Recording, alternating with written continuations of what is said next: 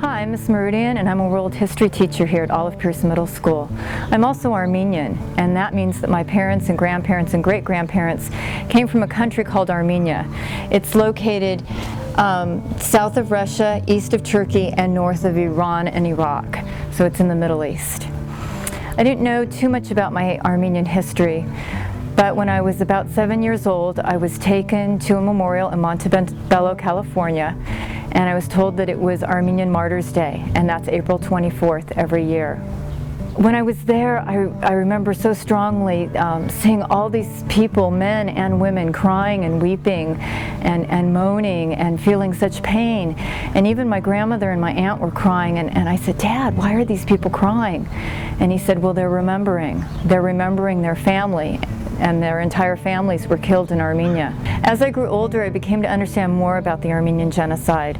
I was shown a family photo, and as you can see in this photo, my grandmother is on the top row on the right, and she's standing behind her father-in-law, who is the man in the middle. And my aunt is standing right in front of her grandfather. Everyone else in that picture that you see was killed. Because they would not renounce Christianity, and that means say that they would not be Christians, these men were killed. They were killed by being crucified, like Jesus was, or they were beheaded. And then in the next days, the population, the rest of the called Harpert, was told that they needed to be relocated for their safety. World War I was going on, and they said that they needed to take their weapons and that these people needed to be relocated.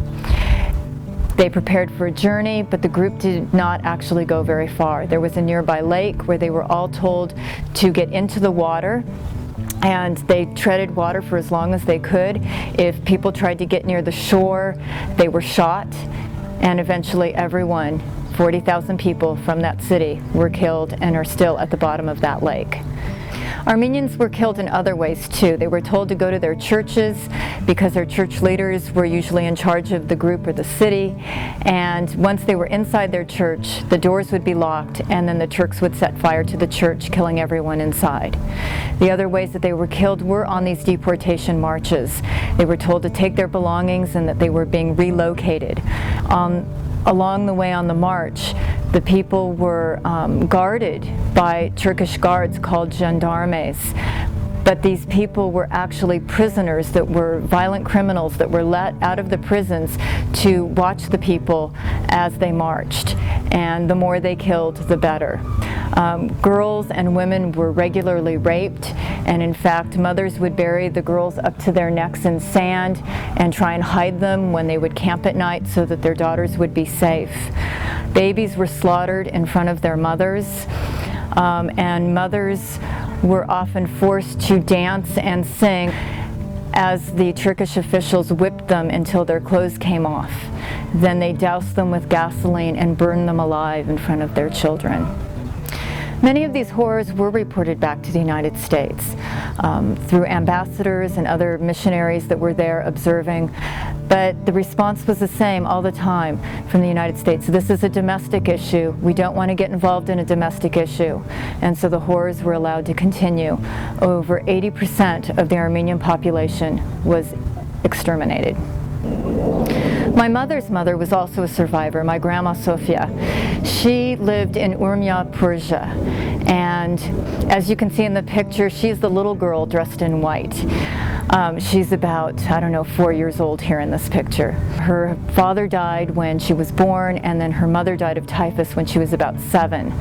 At that time, one of her brothers worked for a Persian, which is now where Iran is, and he evacuated, and he said, "If you want to stay in my house, you can stay." They wore Persian clothing and pretended to be Muslims, even bowing down and praying as Muslims 5 times a day. When the guards would come to the house, my grandmother's brothers would hide under the floorboards, and they pretended and successfully pretended to be Muslim Persians. After my grandmother's mother died, the brothers took their little sister up to Tiflis, Georgia, where she lived until she married, and then went to Russia and eventually came to the United States. I remember when I was your age in 7th grade and my mom took me out of school, which she never allowed me to miss any school, but she allowed me to get out of school so that I could participate in an April 24th Armenian Genocide Martyrs' Day March down in Los Angeles. And as you can see in the picture, I don't have a picture of myself, but there's a picture of my mom, and she's on the left, my grandmother holding the purse, she's in the middle, and to the right of her is my other Aunt Jasmine.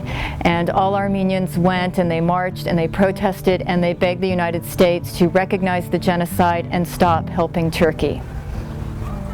Today in Turkey, it is a crime to say that there was an Armenian genocide. Historians and authors have been put on trial and imprisoned because they wrote books or they had fictional characters that talked about the Armenian genocide. Just last year, last January, a newspaper man, Hrant Dink, who was Armenian and wanted genocide recognition, was assassinated in the streets. I wish I could tell you that the Armenian genocide was the last time one group rose up against another and tried to eliminate them, but that is not the case.